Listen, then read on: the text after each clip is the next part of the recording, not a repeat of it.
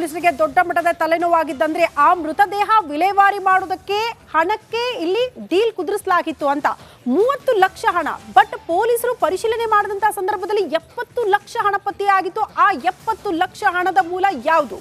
ಆ ಕುರಿತಾಗಿ ಒಂದು ರಿಪೋರ್ಟ್ ಇದೆ, ಬನ್ನಿ ನೋಡ್ಕೊಂಡು ಬರೋಣ.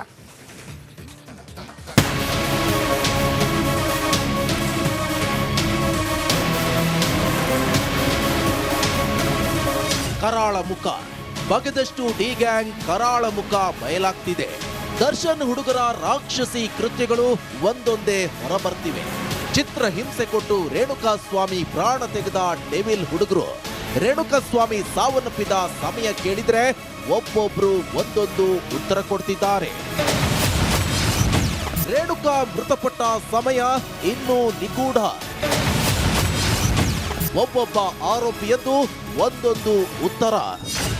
ರೇಣುಕಾಸ್ವಾಮಿ ಹತ್ಯೆಯಾಗಿ 1 ತಿಂಗಳು ಸಮೀಪಿಸ್ತಾ ಬಂದ್ರು. ಇನ್ನೂ ಕೂಡ ಆತನ ಸಾವಿನ ಸಮಯ ನಿಗೂಢವಾಗಿ ಉಳಿದಿದೆ.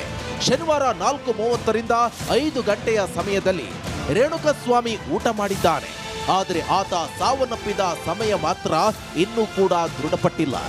ಮೊದಲೇ ಅವತ್ತು ನಶೆಯಲ್ಲಿರುವಂತಹ ದರ್ಶನ್ ಹುಡುಗರಂತೂ ಒಬ್ಬೊಬ್ರು ಒಂದೊಂದು ಸಮಯ ಹೇಳ್ತಿದ್ದಾರೆ.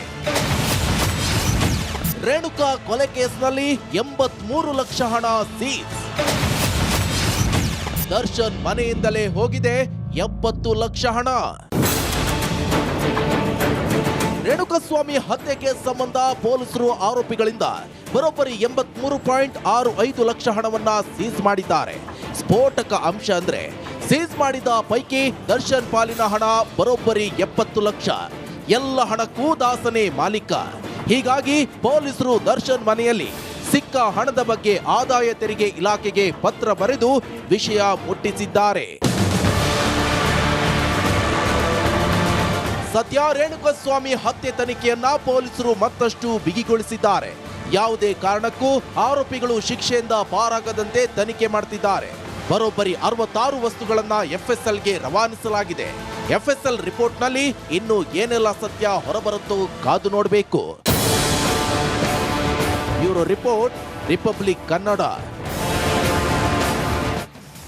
ರೇಣುಕಾಸ್ವಾಮಿ ಕೊಲೆ ಕೇಸ್ ಉರುಳು ನಟ ಚಿಕ್ಕಣ್ಣನಿಗೂ ಕೂಡ ಸಿಲುಕಿ ಹಾಕಿಕೊಳ್ಳುವಂತೆ ಮಾಡಿತ್ತು. ಇನ್ನು ಇದೇ ವಿಚಾರಕ್ಕೆ ಸಂಬಂಧಪಟ್ಟಂತೆ ಪೊಲೀಸರು ಕೂಡ ಕರೆಸಿ ನಟ ಚಿಕ್ಕಣ್ಣನ ಬಳಿ ವಿಚಾರಣೆಯನ್ನ ಕೂಡ ನಡೆಸಿದ್ರು. ಆದರೆ ಈ ಒಂದು ಕೇಸ್ನಿಂದ ನಟ ಚಿಕ್ಕಣ್ಣ ಹೊರಬಂದಿದ್ದಾರೆ ಅಂತ ಕೂಡ ಹೇಳಲಾಗ್ತಾ ಇದೆ. ಆ ಕುರಿತು ಒಂದು ರಿಪೋರ್ಟ್ ಇದೆ, ಬನ್ನಿ ನೋಡ್ತಾ ಹೋಗೋಣ. ಈ ದೃಶ್ಯ ನೋಡಿ, ಸದಾ ಕಾಮಿಡಿ ಮಾಡೋ ನಮ್ ಚಿಕ್ಕಣ್ಣ ಅದೆಷ್ಟು ಗಾಬರಿಯಾಗಿದ್ದಾರೆ. ಫುಲ್ ಟೆನ್ಷನ್ನು. ಒಂದೇ ಮಾತು ಅಷ್ಟೇ. ಆಮೇಲೆ ಏನ್ ಕೇಳಿದ್ರು no answer, no reaction, full ಓಟ. ಸರಿ ಸರ್, ಇದು ಇನ್ನೂ ತನಿಖೆಯಲ್ಲಿ ಇರೋದ್ರಿಂದ ಇದ್ರ ಬಗ್ಗೆ ನಾನೇನು ಜಾಸ್ತಿ ಹೇಳಕ್ಕೂ ಆಗಲ್ಲ. ಇವ್ರು ವಿಚಾರಣೆ ಕರೆದಿದ್ರು, ನಾನು ಅದಕ್ಕೆ ಸಹಕರಿಸ್ತೀನಿ. Thank you.